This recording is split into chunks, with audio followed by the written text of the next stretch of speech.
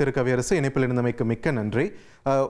இந்த விக்ரம்-1 திட்டமே ஒரு மிகப்பெரிய எதிர்பார்ப்பு நாடு முழுக்க உற்று நோக்கிட்டு இருக்காங்க. ஏன்னா இவ்வளவு நாள் கவர்மெண்ட் சைட்ல இருந்து ஒரு கவர்மெண்ட் ஏஜென்சி இஸ்ரோ மாதிரியான ஒரு அமைப்பு ஏவிட்டு இருந்த ராக்கெட் அந்த நிலவரத்தில் இருந்த மாதிரி ஒரு தனியார் உள்ள முழுமையா இறங்குறாங்க அப்படின்றது.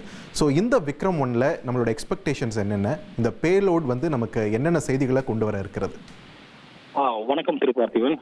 இன்னைக்கு நம்ம சதீஷ் தவான் விண்வெளி நிலையத்திலிருந்து ஸ்கை ரூட்டோடைய லான்ச் வெஹிக்கல், தனியார் லான்ச் வெஹிக்கலை முதல் முறையா லான்ச் பண்ண போறாங்க. இதுக்கு முன்னாடி பண்ணது எல்லாம் பாத்தீங்கன்னா சப் ஆர்பிட்டல் மிஷன் அப்படிங்கிற முறையில தான் பண்ணியிருந்தாங்க.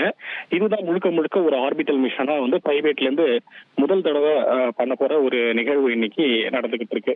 இது முன்னாடியே குறிப்பிட்டிருந்த மாதிரி ஸ்பேஸ் பிரைவேட்டைசேஷன்ல இது ஒரு முக்கியமான மைல்கல். அது மட்டும் இல்லாம இது ஒரு பெரிய புரட்சி தான். ஏன்னா தனியார்களை ஸ்பேஸை நோக்கி நம்ம அழைச்சிட்டு வர்றது மூலமா எவ்வளவு தூரம் இன்னும் நம்ம பட்ஜெட் கம்மியா நம்மளுடைய மிஷன்களை அனுப்ப முடியும் அப்படிங்கிற ஒரு விஷயத்த இன்னைக்கு இந்த வெற்றியின் மூலமா நம்ம பார்க்க முடியும்.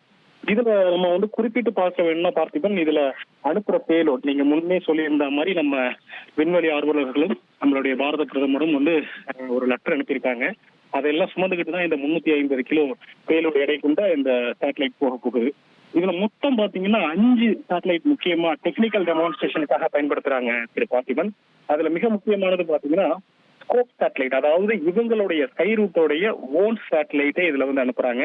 இது முழுக்க ஒரு டெக்னாலஜிக்கல் டெமான்ஸ்ட்ரேஷன். அதாவது டெக்னாலஜிக்கல் டெமான்ஸ்ட்ரேஷன்னா நாளைக்கு ஸ்கை ரூட் அவங்களே ஒரு சேட்டலைட்டை அனுப்பும் போது அதுல யூஸ் பண்ற சப் சிஸ்டம்னு சொல்லுவோம். அதாவது அதோடைய பேலோடா இருக்கட்டும், அதோடைய டெலிமெட்ரியா இருக்கட்டும், இல்ல அதோடைய சென்சார்ஸ், இது எல்லாமே ஸ்பேஸ்ல எப்படி ஒர்க் ஆக போகுது அப்படிங்கிறதுக்காக அவங்களே இந்த லான்ச்ல ஒரு சேட்டலைட் அனுப்புறாங்க. அதுதான் அந்த ஸ்கோப் சேட்டலைட்.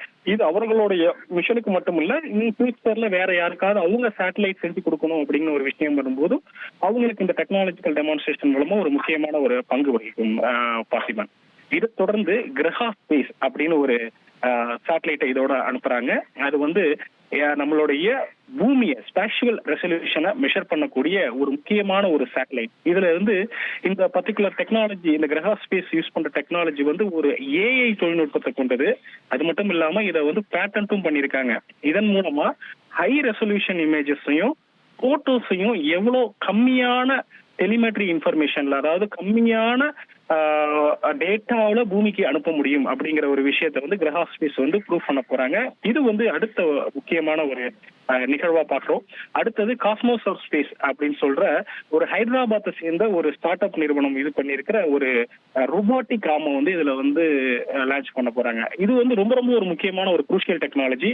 ஏன்னா ஸ்பேஸ்ல இன்ஆர்பிட்ல ஏதாவது டெப்ரிஸ், இப்ப நம்ம ஸ்பேஸ் லான்ச் வெஹிக்கிள் போகுது இல்லையா, அப்ப ஸ்பேஸ்ல போகும்போது ஏதோ சின்ன டெப்ரிஸ், நட்டோ போல்டோ ஏதாவது ஸ்பேஸ்ல இருந்ததுன்னா அது ஃபியூச்சர் மிஷன்ல மோதக்கூடிய வாய்ப்பு இருக்கு.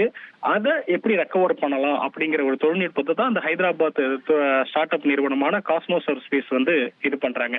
ஸோ ஒரு ரோபோட்டிக் ஆர்மை யூஸ் பண்ணி இறந்து போன சேட்டலைட், டெட் சேட்டலைட்னு சொல்லுவோம், அந்த இறந்து போன சேட்டலைட்டோ அப்படி இல்லைன்னா ஆபரேஷன் ஆகாத இருக்கிற சேட்டலைட்டையோ ஃபியூச்சர்ல எப்படி ரெக்கவர் பண்ணலாம், ரெக்கவர் பண்ணி திருப்பி பூமிக்கு கொண்டு வரலாம் அப்படிங்கிற ஒரு முன்னெடுப்பை காஸ்மோஸ் ஆஃப் ஸ்பேஸ் இது பண்றாங்க. இது மட்டும் இல்லாம டியூக்யூப் அப்படிங்கிற ஒரு ஜெர்மன் நிறுவனம் ஒரு முக்கியமான ஒரு டெக்னாலஜிக்கல் டெமான்ஸ்ட்ரேஷன் பண்ண போறாங்க. இது ரொம்ப ஒரு இன்ட்ரெஸ்டிங்கான ஒரு தொழில்நுட்பம். அதாவது ஒரு சேட்டலைட் அனுப்பிடுவாங்க, ஸ்பேஸுக்கு போனதுக்கு அப்புறம் அதுல இருந்து ஒரு சோலார் பேனல் டெப்ளாய் ஆகும். அதாவது இதுக்கு முன்னாடி இருக்கிறதெல்லாம் எப்படின்னா மடிச்சு வச்சு டெப்ளாய் பண்ணுவாங்க. இவங்க அப்படி கிடையாது. இது ஒரு ஸ்கிரீன், நமக்கு சினிமா தியேட்டர்ல எப்படி ஸ்கிரீன் கீழே இருந்து மேல போகும் இல்லையா, அதே மாதிரி கீழே இருந்து மேல சோலார் பேனலை டெப்ளாய் பண்ண போறாங்க. ஃபியூச்சர்ல ஏதாவது ஒரு சேட்டலைட்ல சோலார் பேனல் ப்ராப்ளம் ஆனா இவங்க பண்ற இந்த டெக்னாலஜி மூலமா பக்கத்துல போய் அட்டாச் ஆகி அந்த சேட்டலைட்டுக்கோ இல்ல ஸ்பேஸ் ஸ்டேஷனுக்கோ பவர் கொடுக்கக்கூடிய ஒரு டெக்னாலஜிக்கல் டெமான்ஸ்ட்ரேஷன் தான் இந்த ஜெர்மன் நிறுவனமான இவங்க பண்றாங்க, டிக்யூப்டு பண்றாங்க. இது ரொம்ப ஒரு இன்ட்ரெஸ்டிங்கான ஒரு டெக்னாலஜிக்கல் டெமான்ஸ்ட்ரேஷன். இது மட்டும் இல்லாம காஸ்மிக் ப்ளூம் அப்படிங்கிற ஒரு சிம்பாலிக் ஆர்ட் ஒன்று இதுல வச்சு அனுப்புறாங்க. இது எல்லாமே டெக்னாலஜிக்கல், இப்ப சொல்றது எல்லாமே டெக்னாலஜிக்கல் டெமான்ஸ்ட்ரேஷன் கிடையாது.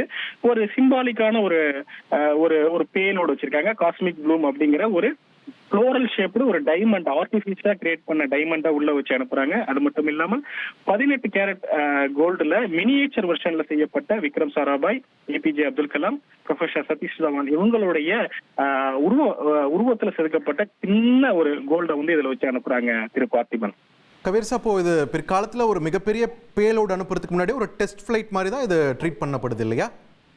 ஆமா, கண்டிப்பா. இதுல அந்த ஸ்கோப் சேட்டலைட் ஸ்கை ரூட்டோட இது வந்து இது அதற்கான ஒரு முன்னெடுப்பு தான். டிக்யூப்டு காஸ்மோஸ் சர்வ் கிரகா ஸ்பேஸ் இது எல்லாமே ஒரு அட்வான்ஸ்டு தொழில்நுட்பம். இப்போதைக்கு அது டெக்னாலஜிக்கல் டெமான்ஸ்ட்ரேஷனா இருக்குது. எதிர்வரும் காலங்கள்ல இந்த மூணுத்தோடைய ஸ்பேஸ் இது வந்து ஒரு மிகப்பெரிய பங்காற்றும். இதோடைய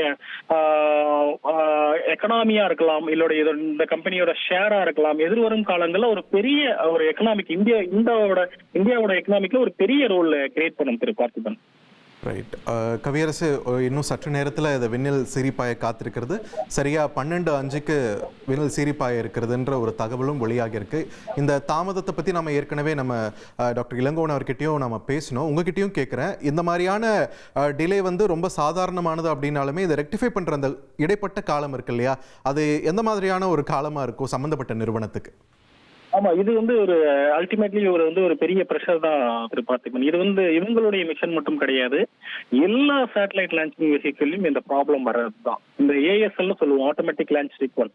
அதாவது சேட்டலைட்டை வந்து நம்ம வந்து லான்ச் வெஹிக்கிளை வந்து அனுப்புறதுக்கு முன்னாடி ஒரு 15 அல்லது 20 நிமிடத்துக்கு முன்னாடி கம்ப்ளீட்டா கம்ப்யூட்டர் கண்ட்ரோல்ல கொடுத்துருவோம். அதுக்கு முன்னாடி வரைக்கும் நம்மளுடைய கண்ட்ரோல்ல இருக்கும். இந்த ஏஎஸ்எல் அப்படிங்கிறது என்னன்னா ஒரு ரியல் டைம் எம்பெடட் சிஸ்டத்துல கோடிங் எழுதியிருப்பாங்க. அது கரெக்டான தரவுகளை இந்த சென்சார்ல இருந்து இந்த லிமிட்டுக்குள்ளதான் டேட்டா வரணும் அப்படின்னு குறிப்பிட்டு இருந்தாங்கன்னா அந்த டேட்டாக்குள்ளதான் உள்ள வந்தா மட்டும்தான் அலோவ் பண்ணும். அப்படி இல்லைன்னா அது ரிஜெக்ட் பண்ணிடும். இதே மாதிரி எல்லா ஆக்சுவேட்டர், அதுல யூஸ் பண்ற ஆக்சுவேட்டரா இருக்கட்டும் இல்ல சென்சார்ஸா இருக்கட்டும், இதெல்லாம் ஒரு லிமிட் இருக்கு, இந்த ரேஞ்சுக்குள்ளதான் ஒர்க் ஆகணும்னு. அது ஆகலைன்னா கம்ப்யூட்டர் ஆட்டோமேட்டிக்கா டெசிஷன் எடுத்து ஹோல்டு கொடுத்துரும். இப்படி ஹோல்டு கொடுக்கும்போது என்டையர் மிஷனுக்கும் பெரிய ட்ரபிள் ஆயிடும். ஏன்னா இப்ப கரெக்டா இப்ப 11:00க்கு நம்ம அனுப்புற ஒரு பிளான்ல இருந்தோம்னா அது லான்ச் விண்டோன்னு ஒண்ணு சொல்லுவோம். இந்த பர்டிகுலர் டயத்துல அனுப்புனாதான் அது கரெக்டா நம்ம பிக்ஸ் பண்ணிருக்கோம் இல்லையா எண்ட் பாயிண்ட், இந்த லாட்டிடியூட் இந்த லாங்கிடியூட். சொல்லுங்க பார்த்திபன். சொல்லுங்க, கண்டினியூ பண்ணுங்க. இந்த லாட்டிடியூட் அந்த லாங்கிடியூட் அந்த வெலாசிட்டி அந்த தூரத்துக்கு அது கரெக்டா போகும் திரு பார்த்திபன். ஒருவேளை அந்த டயத்தை நம்ம மிஸ் பண்ணும்போது நம்மளால சரியான அந்த angle of inclination, angle of ascending node, இந்த மாதிரி ஒரு 6 கெப்லாரியன் எலிமெண்ட்னு சொல்லுவோம். அந்த கெப்லாரியன் எலிமெண்ட்டுக்கு அது போக முடியாது. இது வந்து லோயர் ஆர்பிட் சேட்டலைட்டுங்கிறதுனால நம்ம இமீடியட்டா இந்த லான்ச் சீக்வன்ஸை அடுத்தபடியா ஷெட்யூல் பண்ணியிருக்கோம். இது பெரிய இம்பாக்ட் வராது. ஆனா இதுவே வந்து ஒரு ஜியோ ஸ்டேஷனரி சேட்டலைட் அனுப்ப போறோம், இல்ல ஒரு ஹையா ஒரு மீடியம் ஆல்டிடியூடுக்கு அனுப்ப போறோம், இந்த மாதிரி விஷயங்கள் வரும்போது இந்த லான்ச் சீக்வன்ஸை திருப்பி நம்ம மறுநாளுக்கு தான் ஷெட்யூல் பண்ற மாதிரி இருக்கும். இது வந்து ஒரு முக்கியமான ஒரு விஷயமா தான் பார்க்கப்படுது பார்த்திபன். ஏன்னா இதுக்கு முன்னாடி அதே மாதிரி நடந்திருக்கு. நம்ம சந்திரயான் எடுத்துக்கிட்டோம் இல்ல மற்ற மிஷனா எடுத்துக்கிட்டா கூட லான்ச் மிஸ் ஆனா மறுநாள் தான் ஷெட்யூல் பண்ணுவாங்க. இவங்க இமிடியேட்டா ஷெட்யூல் பண்ணிருக்காங்கும்போது இது வரவேற்கத்தக்க ஒரு நடவடிக்கை தான் திரு பார்த்திபன். இனி செல்லும் இடமெல்லாம் செய்தி. தந்தி டிவியின் வாட்ஸ்அப் சேனலை ஃபாலோ பண்ணினா செல்லருக்கும் இடமெல்லாம் செய்தி. இதோ QR கோட் இப்பவே ஸ்கேன் பண்ணுங்க, ஃபாலோ பண்ணுங்க.